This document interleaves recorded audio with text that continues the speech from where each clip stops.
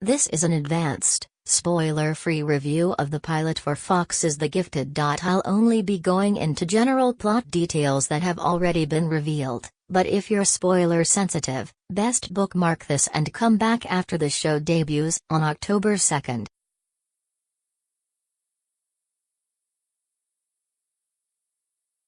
The Gifted exists in the world of the X-Men, but don't expect to see Wolverine or Jean Grey pop up.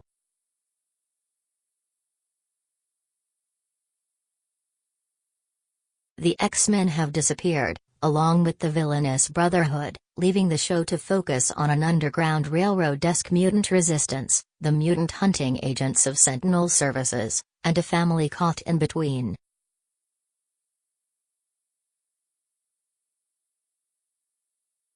The pilot doesn't try to do anything markedly new with the mutant metaphor, but it hits every beat of that formula so well that it's a great time regardless.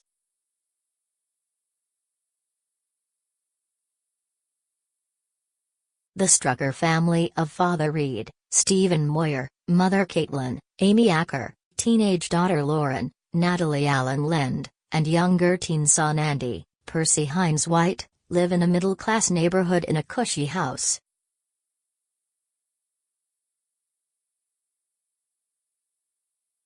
Dad has a job as a mutant prosecutor and the kids go to a nice school. Everything seems ideal for this well-off family until, you guessed it, they find out both kids are mutants.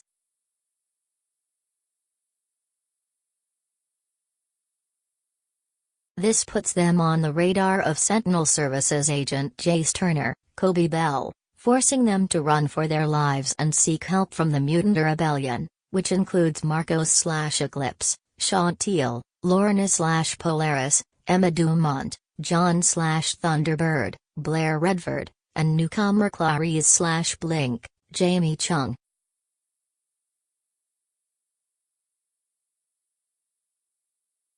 For as by the numbers as the plot may be, engaging performances elevate the material and excellent pacing keeps the tension going strong from start to finish.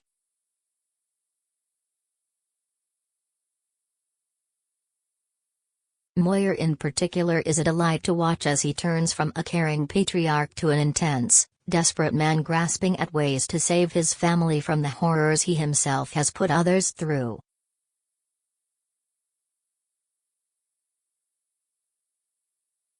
The teen actors are predictably written the most melodramatic material, which is understandable given that they both have their lives flipped upside down over the course of one episode, and even they manage to turn it out, transforming from high school archetypes you roll your eyes at to troubled young people you root for.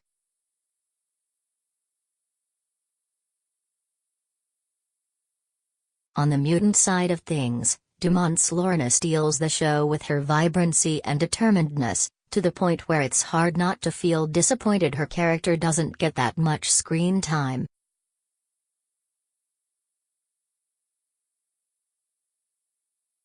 Teale's Marcos delivers as the brash, de facto leader of the mutants, and his dialogue often proves to be dual-purpose, showing the desperation and cruelness that mutants face, and explaining the state of this post-X-Men world.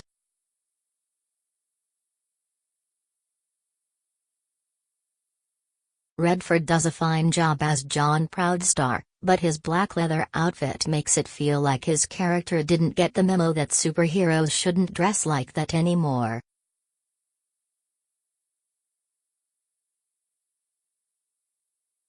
Bryan Singer, director of most of the X-Men movies, is at the helm of this pilot, which may explain the continued use of black leather, and smartly embraces what worked best about his most beloved entry in the franchise, X2, X-Men United, by focusing on the elements of intolerance and fear of the unknown.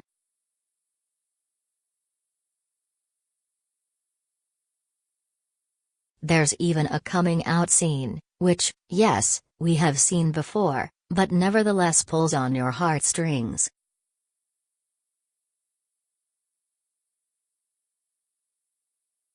The show's greatest move is how it sets up a normal family where the father makes a living off of sending mutants to jail and the son casually tosses out a mutant slur at the dinner table, and then forces those same people to rely on mutants to survive, going from a life of privilege to one of persecution in a day's time.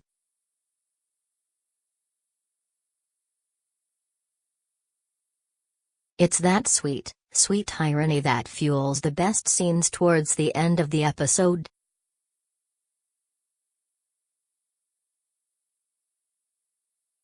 It's impossible to ignore how timely this show feels, whether it's intending to be or not.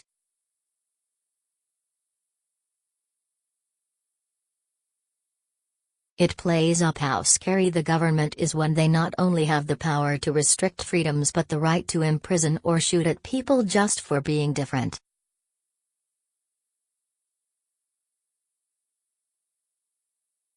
There are a few scenes that seem ripped from the headlines, if you just sub in the word mutant.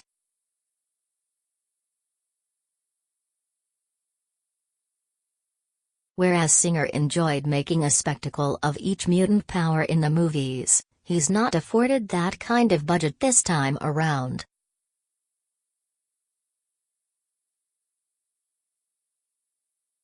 One mutant shines a bright light and can burn things by turning up the intensity. Another can summon what can only be described as heavy-duty bubble wrap strong enough to catch falling debris and stop bullets.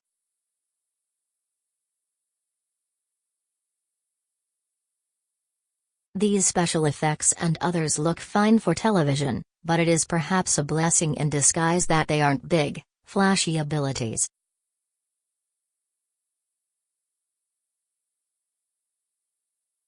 The Gifted's best moments don't come from mutants powering up but from the drama between characters as the stakes rise ever higher.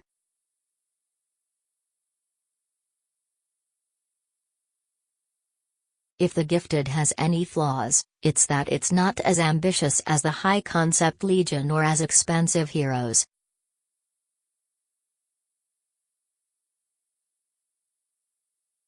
Then again, it's hard to argue with a new X-Men universe show that's simply a good time.